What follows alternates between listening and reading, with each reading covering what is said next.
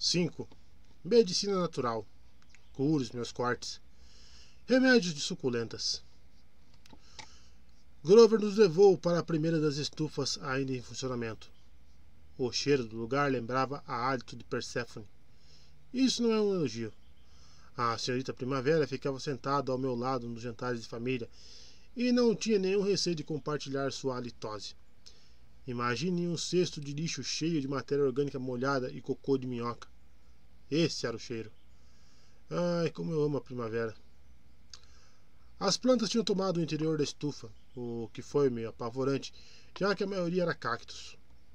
Um cacto abacaxi do tamanho de um barril estava logo na entrada, os espinhos amarelos grossos como espetos de churrasquinho. No canto dos fundos ficava uma árvore de Josué magnífica, os galhos desgrenhados tocando o teto. Uma opúncia enorme estava aberta em flor, encostada na parede oposta, e frutas roxas pendiam dos muitos espinhos duros. Pareciam deliciosas, não fosse o fato de que cada uma tinha mais espinhos do que a clava favorita de Ares. Mesas de metal gemiam sob o peso de incontáveis cactos e suculentas, salicórnias, escobárias, cholas e dezenas de outras plantas cujos nomes eu não sabia. Cercado de tantos espinhos e flores, naquele calor tão opressivo, me senti outra vez no camarim de Iggy Pop no Coachella de 2003. Voltei, anunciou Grover, e trouxe amigos. Silêncio. Mesmo no pôr do sol, a temperatura lá dentro era tão alta e o ar tão denso que achei que fosse morrer de insolação em cerca de 4 minutos. E olha que eu era o deus do sol. Até que enfim surgiu a primeira dríade. Uma bolha de clorofila se inflou na lateral do figo da Índia, estourando em névoa verde. As gotículas de névoa se uniram até formar uma garotinha com pele esmeralda, cabelo amarelo espetado e um vestido todo franjado de espinhos de cacto. O olhar dela era quase tão afiado quanto o vestido, e por sorte, direcionado a Grover, não a mim. Por onde você andou? Perguntou ela. Grover pigarreou. Eu fui chamado. Convocação mágica. Depois eu conto tudo. Mas olha, eu trouxe Apolo, e essa é Meg, filha de Deméter. Ele exibiu Meg como se a garota fosse o prêmio fabuloso de algum programa de auditório. A Dríade não se animou. Até que as filhas de Deméter são legais. Eu sou o Figo da Índia, ou Fig para facilitar. Oi, cumprimentou Meg sem forças. A Dríade estreitou os olhos para mim, considerando o vestido cheio de espinhos. Torci para ela não ser do tipo que gosta de abraçar. Você é o Apolo. O deus Apolo? Perguntou ela. Não acredito. Tem dias que nem eu acredito, admiti. Grover olhou em volta. Onde estão as outras? Aproveitando a deixa, outra bolha de clorofila explodiu de uma das suculentas e surgiu uma segunda dríade. Uma jovem robusta usando um vestido largo que lembrava uma flor de alcachofra. O cabelo era uma floresta de triângulos verdes escuros. O rosto e os braços brilhavam como se estivessem cobertos de óleo. Pelo menos, eu esperava que fosse óleo, não suor. Ela deu um grito quando viu nosso estado. Vocês estão feridos? Fig revirou os olhos. Para com isso. Mas eles parecem feridos. Al se aproximou e segurou minha mão. Sua pele era fria e oleosa. Vou pelo menos cuidar desses cortes. Grover, por que você não curou esses coitadinhos? Eu tentei, protestou o sátiro, mas foram muitos danos. Aí está o resumo da minha vida, pensei. Foram muitos danos. Al passou as pontas dos dedos em meus cortes, deixando trilhas de gosma como as lesmas. Não foi uma sensação agradável, mas amenizou a dor. Você é aloe vera, compreendi. Eu sempre usei você para fazer pomadas cicatrizantes. A Dríade abriu um sorriso. Ele se lembra. Apolo se lembra de mim. Uma terceira dríade saiu do tronco da árvore de Josué, nos fundos do salão. Era uma dríade macho, o que era bem raro. A pele era marrom como a casca da árvore, o cabelo castanho comprido e desgrenhado, as roupas de um tecido caqui surrado. Parecia um explorador voltando da selva. Oi, sou o Josué. Bem-vindos a Itales. Foi bem naquele momento que Meg McFry decidiu desmaiar. Eu poderia ter avisado que nunca era legal desmaiar na frente de um cara atraente. Essa estratégia nunca funcionou comigo, nem em milhares de anos. Ainda assim, como um bom amigo que eu era, consegui segurá-la antes que caísse de cara no cascalho. Ah, coitadinha. A aloe Vera olhou feio para Grover. Ela está exausta e morrendo de calor. Você não deixou a menina descansar? Ela dormiu a tarde inteira. Mas está desidratada. A aloe Vera tocou a testa de Meg. Ela precisa de água. Fig fungou. E não é o que todos precisamos? Leve essa menina para a cisterna, ordenou Al. Melly já deve ter acordado. Daqui a pouco eu encontro vocês lá. Grover se animou. Melly está aqui? Eles conseguiram? Chegaram hoje de manhã, respondeu Josué. E os grupos de busca? Insistiu Grover. Alguma notícia? As dríades trocaram olhares preocupados. Não temos boas notícias, disse Josué. Só um grupo voltou e... Com licença, intervim. Não tenho ideia do que vocês estão falando, mas Meg bem pesada. Onde eu deixo a garota? Grover se endireitou. Certo, desculpe, vou mostrar. Ele passou o braço de Meg por cima dos ombros, dividindo o peso da menina. Então se virou para as dríades. Gente, que tal jantarmos na cisterna? Temos muito que conversar. Josué assentiu. Vou avisar o pessoal das outras estufas. E, Grover, você prometeu enchiladas. 3 dias atrás. Eu sei, o sátiro suspirou. Vou buscar mais. Juntos, levamos Meg para fora da estufa. Enquanto a arrastávamos pela encosta, não consegui conter a curiosidade. Era uma dúvida muito cruel e tive que perguntar. Dríades comem enchilada? Ele pareceu ofendido. Claro é. Achou que ela só comesse fertilizantes? Bem, esses estereótipos. Decidi que era uma boa deixa para mudar de assunto. Foi coisa da minha cabeça. Foi coisa da minha cabeça ou Meg desmaiou porque ouviu o nome deste lugar?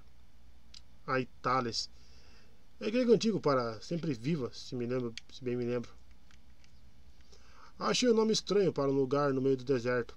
Por outro lado, não era mais estranho do que dríades comendo enchilada. O nome estava entalhado na antiga soleira da porta, explicou Grover. Tem muita coisa que não sabemos sobre as ruínas. Mas, como falei, este lugar tem muita energia da natureza. Quem morava aqui e criou as estufas sabia bem o que estava fazendo.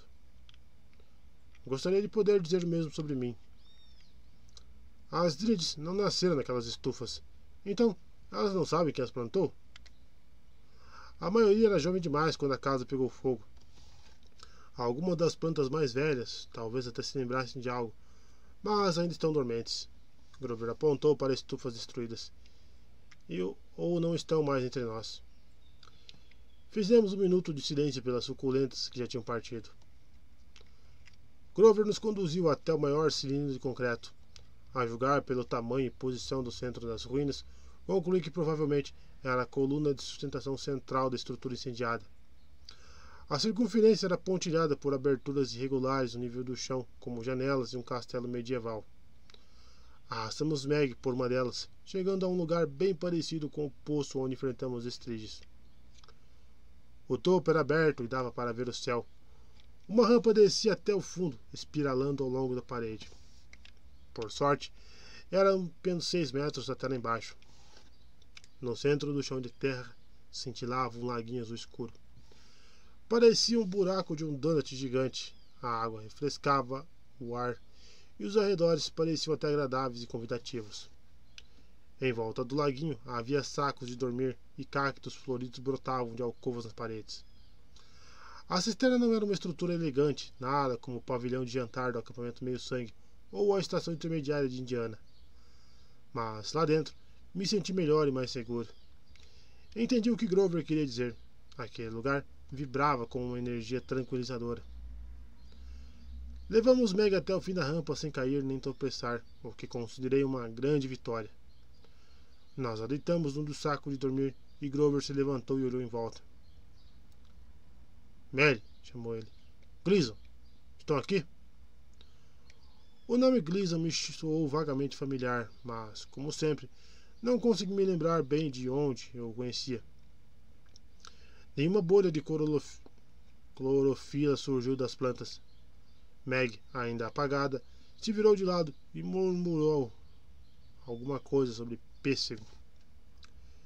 Filetes de névoa branca começaram a se erguer da barreira do laguinho, juntando-se até se fundirem na forma de uma mulher pequena de vestido prateado. O cabelo escuro flutuava em volta da cabeça como se ela ainda estivesse embaixo d'água, deixando à mostra as orelhas meio pontudas. Ela carregava um bebê adormecido num sling pendurado no ombro. A criança devia ter uns 7 meses. Tinha cascos no lugar dos pezinhos e chifrinhos de bode despontavam na cabeça. A bochecha gorducha estava amassada em um dos ombros da mãe, e a boca era uma verdadeira cornucópia de baba. A ninfa das nuvens, o que ela era com certeza, sorriu para Groover. Seus olhos castanhos estavam injetados e sonolentos, e ela levou um dedo aos lábios, pedindo silêncio para não acordar o bebê.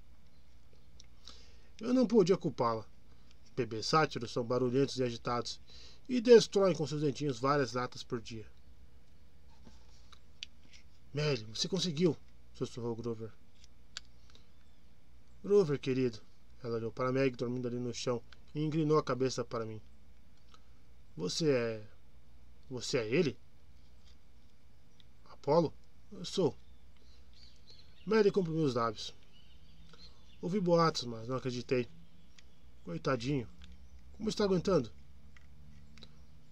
No passado eu teria debochado de qualquer ninfa que ousasse me chamar de coitadinho. Claro que muitos não teriam sequer demonstrado essa consideração por mim. Em geral, estavam ocupados demais fugindo. Mas aquela preocupação toda de Mary me deixou com um nó na garganta. Fiquei tentado a apoiar a cabeça no outro ombro dela e chorar minhas inúmeras pitangas. Eu estou bem, consegui dizer. Obrigado. E essa sua amiga adormecida? Acho que ela está só exausta. Eu me perguntava se era isso mesmo. A Aloe Vera disse que daqui a pouco viria cuidar dela. Mary pareceu preocupada. Tudo bem. Vou ficar de olho para a Aloe não exagerar. Exagerar? Groover tossiu. Cadê o Gleason? Mary observou em volta, como se só agora percebesse que o tal do Gleason não estava ali. Não sei. Desde que chegamos, passei o dia inteiro dormindo. Ele disse que ia até a cidade buscar equipamentos de camping. Que horas são? Já passou do pôr do sol, respondeu Groover. Então ele já deveria ter voltado. O corpo de Mary tremeluziu de agitação, ficando tão indistinto que tive medo de o bebê atravessá-lo e cair. Gleason é seu marido? Tentei adivinhar. Um sátiro? É, Gleason Red. Foi quando eu lembrei, mas muito vagamente. O sátiro que viajou com os heróis semideuses no Argo 2. Você sabe aonde ele foi? Passamos por uma loja de equipamento militar no pé da colina vindo para cá. Ele ama essas coisas. Mary se virou para Groover. Talvez ele tenha se distraído e perdido a hora, mas... será que vocês podem dar uma olhada? Naquele momento, persegui como Groover Underwood estava exausto. Os olhos dele estavam mais vermelhos do que os de Mary. Os ombros caídos, a flauta pendurada de qualquer jeito no pescoço. Ao contrário de Meg e de mim, ele não dormia desde a noite anterior no labirinto. E Groover tinha usado o grito de Pan, nos levado até um lugar seguro e passado o dia inteiro nos protegendo, esperando as Dríades acordarem. Agora recebia mais uma missão: ir atrás de Gleason Red. Ainda assim, ele conseguiu abrir um sorriso. Claro, Mary. A Dríade lhe deu um beijo na bochecha. Você é o melhor senhor da natureza de todos. Groover ficou vermelho. Cuide de Meg McFly até a gente voltar, tudo bem? Venha, Paulo. Vamos fazer compras.